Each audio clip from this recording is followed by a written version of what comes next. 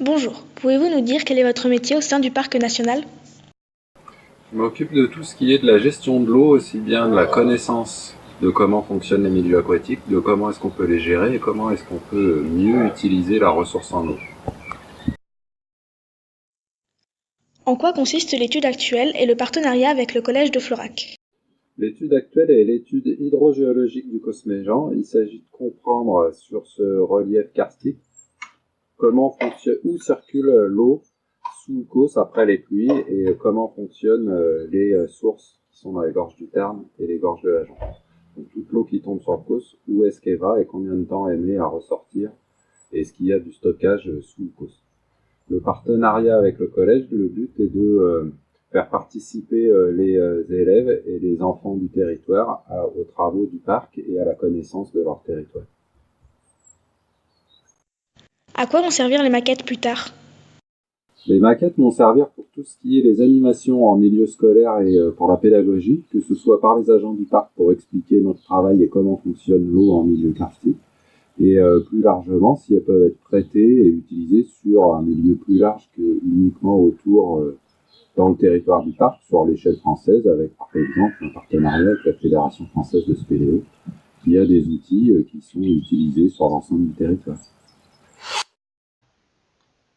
Partie 1. Présentation de l'étude de la maquette réalisée au cours de l'année scolaire 2017-2018 par le Club Science.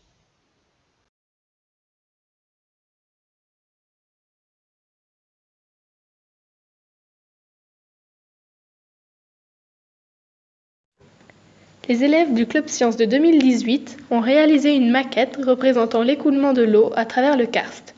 Les capteurs positionnés au niveau des résurgences permettent de détecter l'eau colorée qui a été versée en surface. L'objectif est de proposer une maquette pédagogique sur le vocabulaire du karst afin de sensibiliser la population sur les phénomènes karstiques et les enjeux liés à l'eau. Le choix du type de maquette a été établi en partenariat avec le PNC, Parc national des Cévennes. Partie 3. Mise en œuvre du projet. Application de la démarche de projet. La démarche de projet est une organisation de travail destinée à créer un objet ou un service afin de répondre à ce besoin. La démarche de projet est structurée de la manière suivante. Nous avons dans un premier temps formulé le besoin en utilisant un outil appelé la bête à cornes.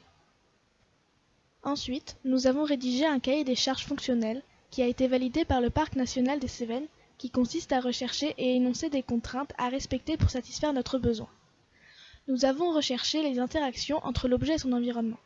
C'est à partir de ce document que nous avons pu proposer des solutions techniques.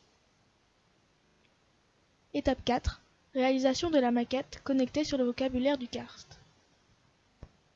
Ensuite, nous nous sommes lancés dans la réalisation de notre maquette. Pour cela, nous avons constitué plusieurs groupes de travail en fonction des compétences et des attentes de chacun.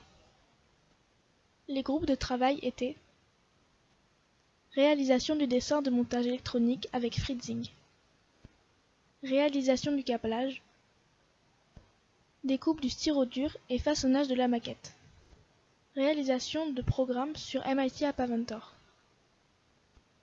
réalisation de programmes de la carte Arduino sur MBlock, réalisation des vidéos pour chaque mot de vocabulaire. Étape 5. Présentation du dossier final. L'étape 5, à la date de cette vidéo, n'est pas encore réalisée.